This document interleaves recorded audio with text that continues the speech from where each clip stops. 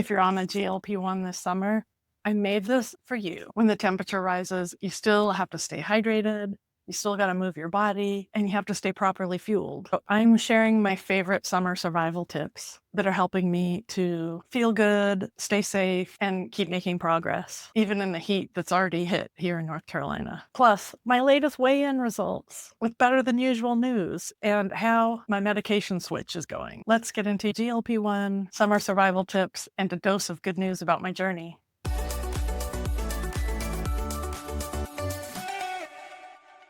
Welcome back, my friends. And if you're new here, welcome.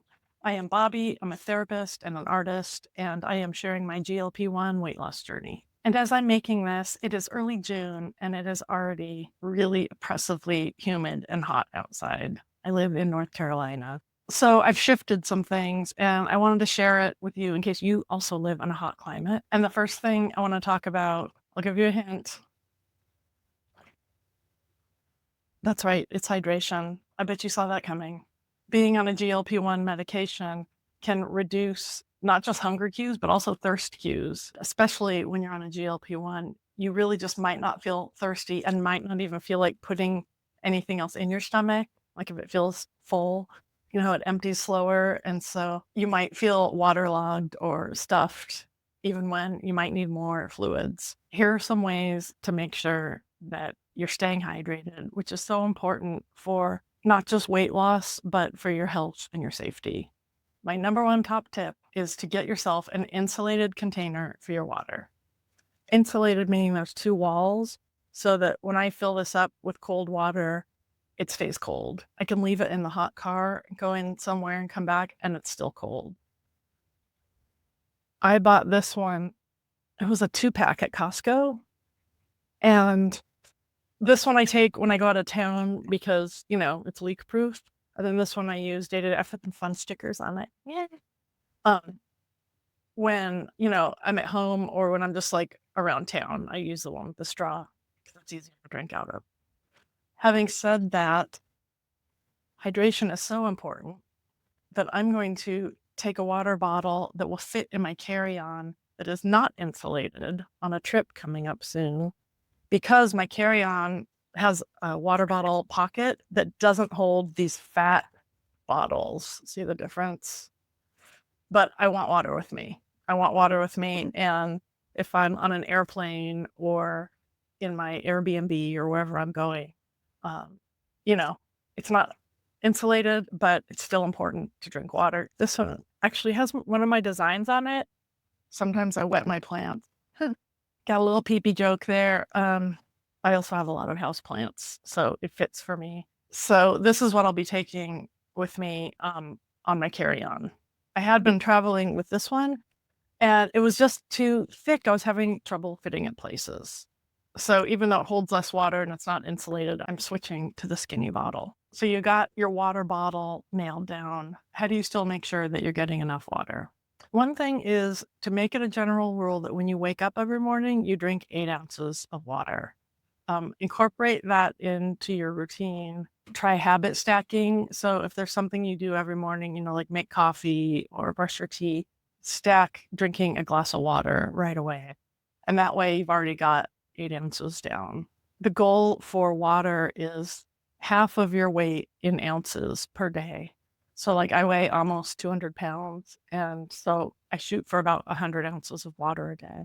If you don't like the taste of plain water, I suggest putting cut up fruit in it or cucumbers. It gives the water some flavor without any artificial colors or additive. If not pieces of fruit, then a little bit of fruit juice, like lemon juice or really any fruit juice, just a couple of tablespoons to flavor it. I also use some super artificial drops to flavor my water sometimes. And you know what? It's like a little squirt, and it's not going to be the end of the world. It's more important that I drink enough water. So if I want something that's kind of sweet, I'll squirt a little bit of that flavoring into my water. In the summer, you're going to sweat more. And when you sweat, you lose sodium, potassium, and magnesium. Those are important electrolytes that help stabilize your heart rate. They help stabilize, they do so much in terms of intracellular function. if you drink too much water and flush out a lot of your electrolytes, or if you sweat a lot and lose a lot of electrolytes through sweat, you might need to replace some electrolytes. I use LMNT. I know for some people it's too high in sodium. There are so many other brands on the market. While I'm talking about ingesting things, I just want to point out that I am not a medical doctor. And although I'm a therapist, I'm not your therapist. So none of this is medical advice or personal advice for you. Always talk to your healthcare providers when you make decisions for yourself. So if your reusable water bottle isn't already your best friend, try to make it your best friend this summer. Put in some sliced fruit, put in some fruit juice, whatever you have to do. Speaking of fruit, remember that there are many fruits that are almost all water, and they count towards your hydration. Watermelon, cucumber, oranges, strawberries, they're almost all water. And so if you eat those as a snack, you're hydrating. If you're not sure if you're hydrated enough, check your pee. If it's dark yellow, you probably need to drink more. If it's clear, that's actually not a good sign. You might be drinking too much. You might be affecting your electrolytes. You might want to check and make sure that you don't need to supplement with electrolytes. What's ideal is a light, pale yellow urine. I feel really lucky because I don't mind drinking water. I do tend to supplement one of these a day with electrolytes, but then I'll just drink one more of these of just plain water. And this is 40 ounces, so that's 80 ounces. And then I get other water throughout the day, like just in glasses of water that I drink with meals. Okay, have I obsessed enough about how you need to hydrate? I put it first because it really is important. We need to stay hydrated. But let's move on. My next tip is how to stay active when it's really hot outside. I love walking outside. I love being in nature. I don't love the heat and the humidity. I have to admit, one of my solutions to this is to spend less time outdoors and to exercise more in air-conditioned environments like my house and my gym. I have a walking pad, and when I would normally go outside for a walk and get some fresh air and be in nature, because there's a walking trail near my house, when it's this hot and humid, I spend more time on my walking pad. And I know how good it is for us to be outside in nature, but sometimes I just don't want to. I just don't want to. And I figure any movement's better than no movement. So give yourself a pass if you don't want to be out in the heat. You don't have to be out in the heat. You can work out at home. You can do exercise videos on YouTube. You can use any kind of equipment you have at home, like exercise bands or dumbbells. And obviously, if you have a membership to a gym, you can work out there. That's what I'm doing after I film this, is my husband and I are going to go to our gym. And it's actually kind of a rest and recovery day for me today. So what I would normally be doing is going on a walk. And no, I'm going to go and I want to walk at the gym. Having said that, let's say that you do want to brave the heat, or maybe you have to brave the heat because you're going to be on vacation and you're going to be sightseeing or just spending more time outdoors. I've got some important information for you. I already talked about staying hydrated, so that's been covered. If you're going to go exercise outside and it's super hot, scale back your intensity. If you normally run a 10-minute mile, don't try to run a 10-minute mile. I don't know why I said run a 10-minute mile. I don't even run anymore. And when I did run, I was kind of the queen of the 12-minute mile.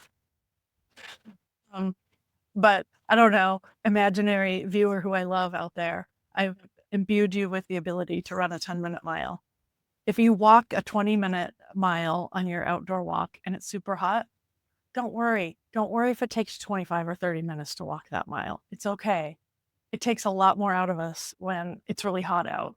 The other thing is see if you can time your outdoor exercise for before 10 a.m. or after 6 p.m. It's just going to be less hot and the sun won't be directly overhead. Of course, don't forget hat, sunscreen. Don't forget lip balm with sunscreen in it. And thank you to Delilah for pleading with me not to expose my new tattoo to the sun. I've been wearing sleeves even though it's hot out because I have a tattoo here that is still healing. And so I'm not supposed to put sunscreen on it yet. So I've just been keeping it covered when I'm outdoors. I had on a tank top the other day and I was walking into the store and I just walked into the store like this. But anyway, wear sunscreen wherever the sun will be hitting your body. Like I said, don't forget the lips. Also, thank you to Delilah. On someone's live, I think it was Downsizing Diva, she mentioned this sunscreen that's a little bit sparkly. And let's see, Dermalogica Clear Start Golden Hour Hydrating SPF 30 stick. 30 SPF, which is what I like to wear on my face. And it's got just this little shimmer to it. I don't know if you can tell that it's got some shimmer in the stick. I love this for the shimmer. I also love it because when I travel, I like to travel with as many solid things instead of liquids so that I can, not have to check a bag, so I can have less liquids in my carry-on. So thank you for that. I put it on today. I don't know if you can tell, but I do feel I got a glow. I know a lot of people who really appreciate a cooling cloth when they're walking or exercising outdoors in the heat. I have never tried one, probably because, like I said, I'm a wimp. And when it's that hot out, I just stay inside. But if you are braving the heat, see if a cooling cloth helps you. The main point here is that movement is so important to your GLP-1 weight loss journey. So if you're used to exercising outside and the heat is just making you feel like it's not going to happen, figure out a new way. Figure out a way to stay cooler outdoors, protect yourself outdoors, or stay in like I do. Just get that movement in. Okay, if you're on a GLP-1, your appetite is already reduced greatly if the medication is working. When the weather's really hot outside in the summer, that can decrease your appetite even more. So let's talk about ways to keep the protein coming when it's hot out. So I'm really focused on snacks here and the kind of things that you want to be able to be edible after they've spent quite a bit of time in the summer heat. I've found that I'm eating my meals indoors, either cooking at home or in a restaurant, but the hot weather, what it really affects is when you're out and about, either exercising, going on a hike, doing errands, those kinds of things. So some things you've been relying on might not be the best for hot weather, like they might melt outdoors or get really soft or spoil. If you've been following along on my weight loss journey, you know that I'm not vegan, but I eat vegan a lot of the time. So a crunchy, high protein snack that won't melt or spoil, roasted chickpeas, roasted edamame. Mwah. Love it. I actually had a recipe for roasted chickpeas. I'll link to it up here. And roasted edamame, I just buy in the bags. I haven't actually tried to roast at home. Maybe I should. But these are high protein, high fiber snacks that are crunchy and salty. So they'll help you replenish your salt. And they taste good and you can take them wherever you want and they're not going to go bad. They're really portable. Nut butter isn't that high in protein. It's actually higher in fat. But if you like those little packets of almond butter or peanut butter, they have about 7 to 9 grams of protein in them. And if you pair it with some fruit or vegetables or crackers that have some protein, you could end up with a snack that has 10 or so, 12 grams of protein in it. So that's another really portable snack for the summertime. I am not a huge fan of jerky personally, but if you do like jerky, any kind of beef jerky, salmon jerky is high in protein and you can take it anywhere. This might sound like a weird one, but stay with me. String cheese that's individually packaged in those little plastic things, I have found to be quite portable. I've left it in the car. It gets kind of warm, but it doesn't melt. And because cheese is fermented or something, I don't know, it doesn't go off if it gets warm and soft. It just kind of tastes better.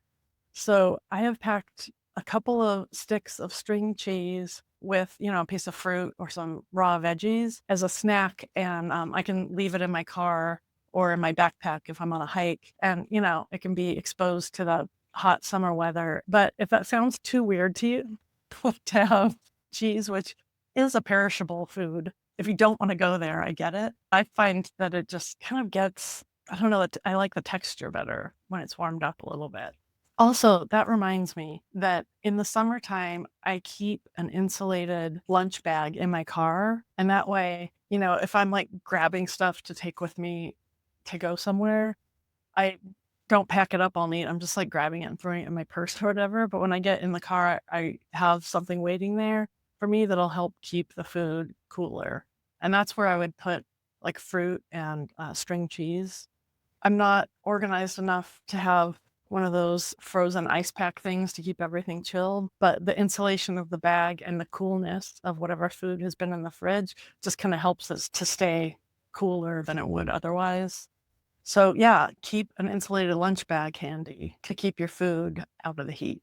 Also, sometimes I'll grab a shelf-stable protein drink because you'll get 20 to 30 grams of protein in a protein drink. And because it's sealed in that shelf-stable way, it can be out in the hot weather. You might not want to drink it warm, and that's where a cup of ice comes in handy. Or get an iced coffee and add it to the iced coffee. Those are the tips I have for you that have helped me to stay on track in this hot weather. Stay hydrated, keep the healthy snacks around, and stay moving. We'll get through this summer. I like summer. I do. The days are long. It's beautiful. But oof, the heat can just be brutal, right? I turned all these tips into a downloadable checklist, and I forgot to mention it. The link to it will be in the description below. Okay, so I'm going to move on now and tell you my weight loss update because it's a big one this week. If you've been following me, you know that my weight loss has been very slow. It's averaged at this point about 0.6 pounds per week, but that has meant many weeks with no movement or little gain, and then other weeks with small decreases. Hey, it's editing, Bobby. Just to give some quick background, I started a GLP-1 21 weeks ago, and I weighed 210 pounds. So last week, I weighed in at 197.3. This week, I weighed in at 196.1. So that's the first time I've lost more than a pound in a week in, I don't even know. So this is huge for me. And if you're a slow loser too, and I don't even want to call it slow because losing 0.6 pounds a week is totally in the healthy range. So it feels slow, but it's like good slow. If you're that way too, I feel you. It's hard. It's really making me flex my patience muscle a lot. And I think that it's working and I'm becoming more patient because I am over the moon thrilled to lose 1.2 pounds this week. I'm not sure if I should attribute it to being on Zepbound instead of Semaglutide. This was my third week on Zepbound. I don't know. I've been having, small losses all the way. It could be because Zepbound's working better for me. We'll see as time goes on. I've been staying the course. I've been exercising. I've been getting enough protein. I've been eating enough calories, which has been the struggle for me. I saw a dietitian a while back, and she helped me figure out that I could up my calories. So I've been doing that. I think it's just working, it's just working. And this is one of those weeks where I have a loss that's bigger for me. I track pretty much everything I eat. And I know that's really hard for a lot of people. I find that not tracking can be sort of anxiety inducing for me because if I'm not tracking, I don't know how much I've eaten. Like, have I had too much? Have I had too little? Should I eat more protein? So tracking is kind of a reassuring way for me to stay on track. And it doesn't feel like obsessive to me. It feels more just like I'm collecting data. Hi, when I recorded, I don't have a script or anything. So I'm just talking, and then later I think, oh, I should have talked about this. I am just now learning while on a GLP-1, first semaglutide, now Zepbound. I'm still learning my hunger cues, and my brain is learning the difference between food that I actually ate and food that I just thought about. I never realized it before. My whole life, I never really could tell the difference. If I was filled with cravings all day, by the end of the day, I might have this sense that I ate a lot that day, when really I hadn't. I'd just been thinking about eating a lot that day. And that is changing slowly. It's been, 4.5 months. I'm just not so preoccupied by food noise. But while I'm learning all of this, the tracking just really helps me document, what I'm actually doing because I want to get the nutrients that my body needs. Speaking of tracking, I used to only weigh myself once a week. And I don't know, I'm not a daily weigher, or I wasn't. And honestly, half the time it's just because I forget. Like if I'm going to weigh myself, I want to weigh myself first thing in the morning and in my birthday suit. And so sometimes I would forget. And by the time I thought about it, I had had a cup of coffee and I was wearing clothes. So usually I forget, but also I just wasn't that into that particular piece of data for some reason. I've always been a little more fatalistic, like, the scale's going to do what the scale's going to do. I'm not going to worry about it. I'm just going to do my thing. And whatever I weigh is what I weigh. And I mean, that's kind of nice because I wasn't stressing about my weight, but I have started weighing myself every morning now. And here's why. I recently started following Eric Roberts on YouTube.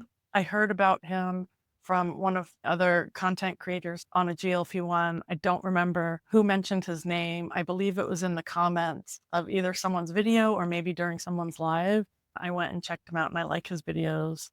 And he had a good rationale for daily weigh-ins. The analogy was, if you wondered what the average temperature was in some place, would you take the temperature every day of the month and average it out? Or would you take the temperature one day a week and average it out? And clearly you'd get a more accurate average if you had all of the temperatures for the whole month. This is not a new concept to me because I'm fairly well versed in statistics, but for some reason I just hadn't thought about it with my weigh-ins. The daily weigh-ins are giving me some interesting data to get that better picture. So I have become someone who weighs herself every morning, and I don't have to do anything special to track it because it tracks it right to my app from my scale. So it's easy. I just have to remember. I have to remember right away when I get up to do it. And I would say 5 or 6 days out of the week I'm remembering. I think that's enough data. So this week I'll take my fourth and final Zepbound shot at 2.5, and then I'm going to go up to 5 milligrams. Now, I'm saying that even though I haven't seen my doctor yet. I'm filming this 2 days before my doctor appointment, so I haven't actually talked to her yet about going up in dose, but I want to go up in dose, and I think she'll support that. So my prediction is that I'll be taking my last 2.5 shot this week. The reason I want to go up in dose isn't related to the weight loss because, like I told you earlier, I was down over a pound this week, which is great. It's because the food noise and the hunger suppression aren't as good as they were 5 milligrams of semaglutide. So I know what it was like to be on that level of medication, and I know what it's like to be on this level. And I'm working a lot harder to manage my food noise and my hunger, and that's why I want to go up. So I will have been at this starter dose of Zepbound for just 1 month, and I'm okay with that because it's not my first month on the GLP. I was on compounded semaglutide for several months before that, so I feel ready to go up on Zepbound.